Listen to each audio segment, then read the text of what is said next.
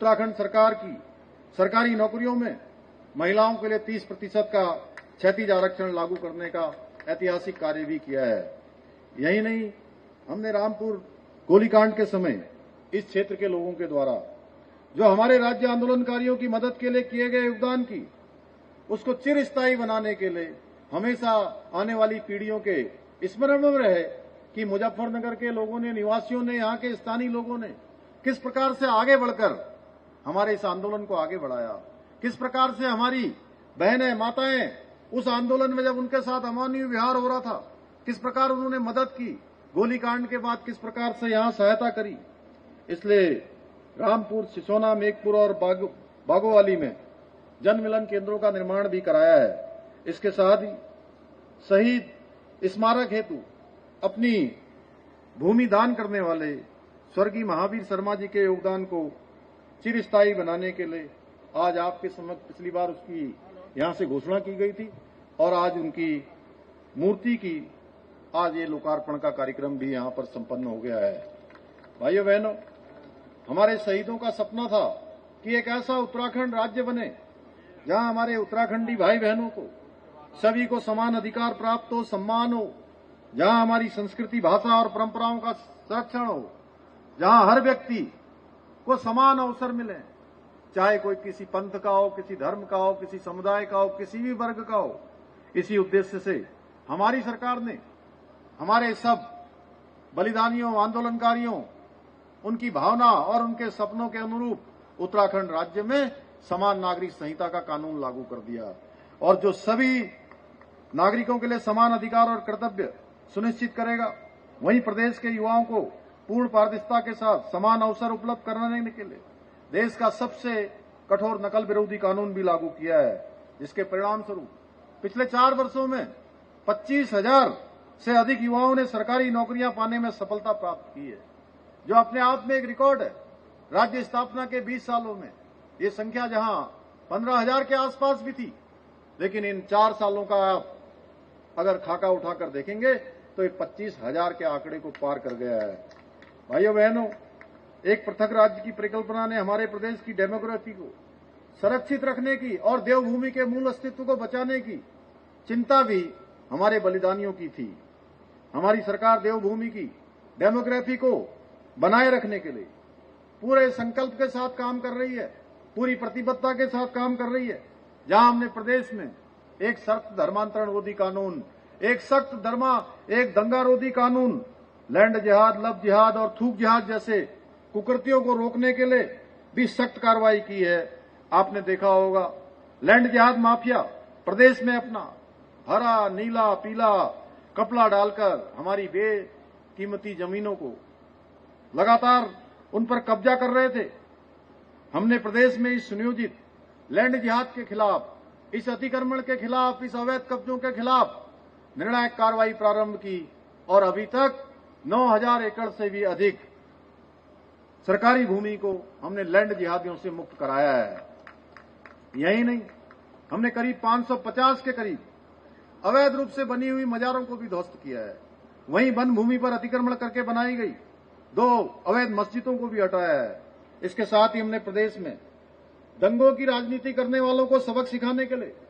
एक सख्त दंगा रोधी कानून बनाकर दंगों में होने वाले नुकसान की भरपाई भी इन्हीं दंगाइयों से सुनिश्चित की है। इसके अलावा हाल ही में हमारी सरकार ने एक नया कानून लाकर मदरसा बोर्ड को भी समाप्त करने का निर्णय लिया है। इस कानून के लागू होने के पश्चात 1 जुलाई 2026 के बाद वही मदरसे संचालित हो पाएंगे जिसमें हमारे सरकारी बोर्ड के द्वारा जो निर्धारित पाठ्यक्रम है वो निर्धारित पाठ्यक्रम पढ़ाया जाएगा। अन्यथा 1 जुलाई 2026 के बाद ऐसे मदरसों को बंद कर दिया जाएगा। यही नहीं, हमारी सरकार ने राज्य में अवैध रूप से संचालित लगभग 250 से अधिक मदरसों को भी बंद करवाया है। हमारा प्रयास है कि राज्य में शिक्षा के मंदिर स्थापित हों, जहां तय मानकों के अनुरूप गुणवत्तापूर्ण शिक्षा दी जाए, न कि शिक्षा के नाम पर बच्चों को 500 साल पुरानी कबीलाई मानसिकता की ओर धकेला जाए। इसके अतिरिक्त हमारी सरकार ने सनातन संस्कृति को बदनाम करने वाले, धर्म की प्राप्ति के लिए, पुण्य की प्राप्ति के लिए ऐसे धार्मिक लोग जो देवभूमि उत्तराखंड आते हैं, उनके धर्म के मार्ग पर अवरोध बनने का काम करने वाले ऐसे पाखंडी जो छद्म वेश धारण करके तमाम लोगों को ठगने का काम करते हैं, धार्मिक भावनाओं से खेलने का काम करते हैं, उनकी भावनाओं को आहत करने का काम करते हैं, उनके खिलाफ भी हमने ऑपरेशन कालनेमी चलाकर ऐसे लोगों के खिलाफ भी सख्त कार्रवाई हमने सुनिश्चित की है। भाइयों बहनों, आप सभी भली भांति जानते हैं,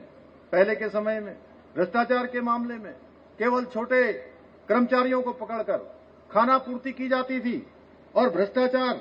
के बारे में एक ऐसी धारणा बन गई थी कि छोटी छोटी मछलियों को पकड़ा जाता है, बड़ी मछलियों पर हाथ नहीं डाला जाता है। हमने ये धारणा भी बदलने का काम किया है। अब छोटी मछलियां हो, बड़ी मछलियां हो या भ्रष्टाचारी रूपी बड़े मगरमच्छ हैं, कोई भी अगर अब भ्रष्टाचार में लिप्त पाया जाएगा, अपने कर्तव्यों में निर्वहन करने में लापरवाही बरतेगा तो उसके खिलाफ सख्त कार्रवाई की जाएगी। भ्रष्टाचारियों पर जीरो टॉलरेंस की नीतियों की कार्रवाई की हमने और प्रदेश के इतिहास में पहली बार आईएएस, पीसीएस स्तर के अधिकारियों सहित पिछले 3 वर्षों में भ्रष्टाचार में लिप्त 200 से अधिक लोगों को जेल की सलाखों के पीछे पहुंचाने का काम हुआ है। आज के इस अवसर पर मैं यहां के निवासियों का भी हृदय से आभार व्यक्त करना चाहूंगा, क्योंकि एक तरफ जब उस समय की तानाशाही सपा सरकार द्वारा आंदोलनकारियों पर अत्याचार किया जा रहा था और उस समय यहां के स्थानीय निवासियों ने जिस प्रकार बढ़ चढ़कर आंदोलनकारियों को संरक्षण देने का काम किया था, उनकी मदद की थी। भाइयों बहनों, हमारी सरकार उत्तराखंड आंदोलनकारियों के सपनों का उत्तराखंड बनाने के लिए अपने विकल्प रहित संकल्प के साथ काम कर रही है। मैं आप सभी को विश्वास दिलाता हूं कि जब तक हमारा ये संकल्प पूरा नहीं हो जाता है तब तक हम चैन से नहीं बैठेंगे, आराम से नहीं बैठेंगे। हर कीमत पर उत्तराखंड देश के श्रेष्ठ राज्यों में से एक राज्य बने, उसके लिए हमारा संकल्प और हमारे प्रयास लगातार जारी रहेंगे। इसी के साथ यहां पर कुछ घोषणाएं मैं आज के अवसर पर करना चाहता हूं, जैसे कि रामपुर तिराहा शहीद स्थल का रीडेवलपमेंट एक मास्टर प्लान यहां का बनाया जाएगा, उसके लिए उत्तराखंड सरकार काम करेगी। संग्रहालय की भव्यता प्रदान करने हेतु यहां पर काम होगा। स्मारक पर एक कैंटीन बने, इसके लिए भी हमारा संस्कृति विभाग इसके लिए काम करेगा। उत्तराखंड की जो सरकारी बसें हैं वो यहां पर रुकें, इसको आकर देखें और आने वाली जो हमारी पीढ़ियां हैं वो उनके स्मरण में आए कि उत्तराखंड राज्य प्राप्ति के लिए मुजफ्फरनगर रामपुर तिराहा पर